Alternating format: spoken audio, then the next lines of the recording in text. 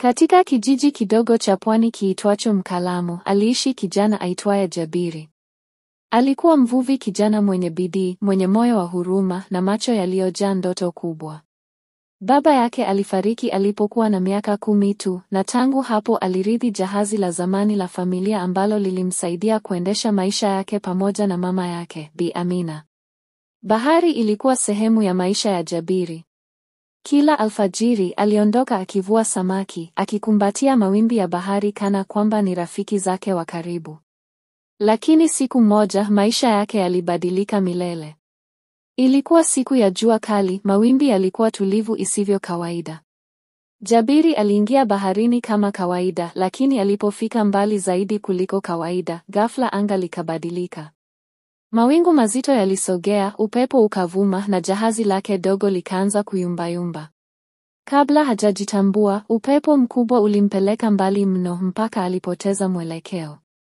Akiwa bado anahaha kurekebisha mwelekeo wa jahazi, aliona kitu cha ajabu kikielea karibu na maji, kiumbe kilichofanana na mwanadamu, lakini kilikuwa na mkia wa samaki. Alikuwa ni nguva, samaki wa hadithi ambaye wengi waliamini ni hadithi tu. Jabiri alipigwa butwaa. Nguva huyo alikuwa ni mwanamke wa kuvutia, mwenye nywele ndefu zenye rangi ya dhahabu na macho ya samawati. Alikuwa amejeruhiwa mkononi na hakuweza kuogelea vizuri. Kwa moyo wa huruma, Jabiri alimsaidia. Alimvuta ndani ya jahazi, akamfunga jeraha lake kwa leso yake ya kichwa. Nguva huyo alimtazama Jabiri kwa mshangao, hakutarajia binadamu atamsaidia. Alimtazama machoni na kusema kwa sauti ya upole, umefanya tendo lisilo la kawaida. Binadamu wengi wangeniuza au kunidhuru, lakini wewe si kama wao. Kwa mshangao mkubwa, Jabiri alijibu, sikutegemea kukutana na samaki mwenye sura ya mwanadamu. Lakini siwezi kuacha kiumbe mwenye maumivu bila msaada. Nguva alijitambulisha kwa jina Naima. Alimwambia kuwa yeye ni mlinzi wa maji ya kina kirefu, na walimwengu wa nchi kavu hawapaswi kumuona. Lakini kwa sababu ya tendo lake la huruma, Naima alimwahidi Jabiri zawadi, mojawapo ya siri kuu za bahari. Alimwelekeza kuelea upande wa mashariki hadi atakapoona mwamba mweusi mkubwa. Pale chini yake kulikuwa na pango lililojificha lenye hazina ya samaki wa ajabu ambao wakivuliwa walibadilisha maisha ya wavuvi. Lakini alionya, kamwe usiwe na tamaa. Chukua unachohitaji tu. Jabiri alitii. Alifika eneo hilo na kuingia kwa uangalifu. Alikuta samaki wakubwa wa dhahabu, wengine walikuwa na miguu, wengine walikuwa na rangi zinazong'aa kama almasi. Alivua 2 tu na kuondoka. Aliporudi kijijini, kila mtu alishangazwa na ukubwa na uzuri wa samaki wake. Wafanyabiashara walimlipa kwa bei ya juu mno. Jabiri akaanza kujenga nyumba mpya kwa ajili ya mama yake, akatengeneza jahazi jipya na akaanza kuwasaidia yatima wa kijijini.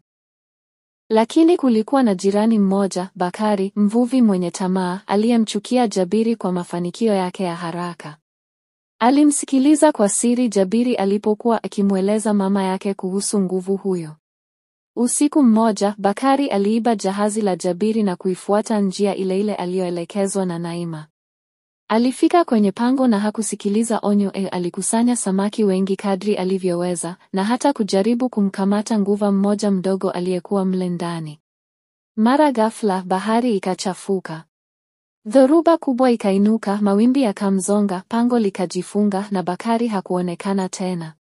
Siku iliyofuata, Naima alimtokea Jabiri tena akiwa juu ya mwamba. Uaminifu na unyenyekevu huwalinda walio na mioyo safi.